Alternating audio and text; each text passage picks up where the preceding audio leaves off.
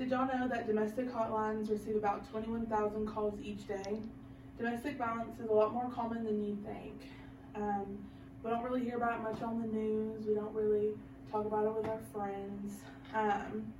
But you probably know somebody, a family member or a friend that knows somebody that has been a victim of domestic violence or abuse.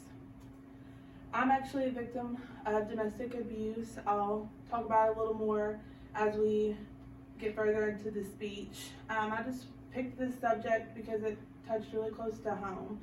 Today I'm going to speak about what domestic violence is, the type of abuse that there is, and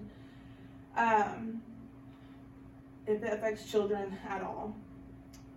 So we're going to talk further about what domestic violence actually is. Domestic violence is a pattern of controlling behaviors that a partner uses to gain power over another, or it's aggressive behavior in a house that usually is between partners or a spouse. So a spouse is like your parents. On average, 24 people per minute are victims of rape, physical violence, or stalking by a partner in the United States. Also, nearly half of men and women in the United States experience physiological aggression by a partner in their lifetime. Also, females ages 18 to 24 and 25 to 34 generally experience the highest rates of partner violence. Now that we know a little bit about what domestic violence is, we're going to look at the different kinds of domestic abuse. So there are a ton of domestic abuse types, like using culture, social abuse, spiritual abuse, verbal, physical, pets and property. But the four we hear about most is physical, verbal, sexual, and emotional.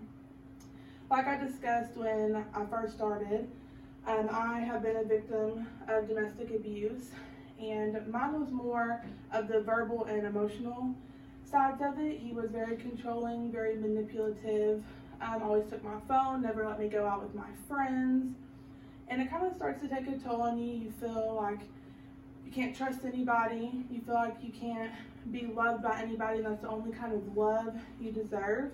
And if anybody is going through something like that, let me tell you, that is completely wrong. Okay, so now we're going to talk about the different effects it has on children. These two really stuck out to me because I have a friend that went through this, and she said pretty much the exact same thing. So children who have been a victim or have witnessed domestic violence have a high risk of mental and physical health problems. Also, children who live in a household of domestic violence usually feel anxious or fearful. So my friend's kids are 8 and 13. It happened a few years back, so the 8-year-old really doesn't remember it, but the 13-year-old boy does.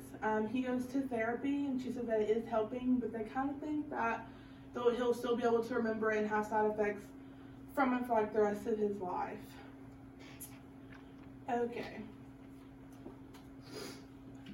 So if y'all know anybody, if y'all have ever been a victim to domestic violence or abuse and you want to reach out, there are a ton of people that are willing to help you.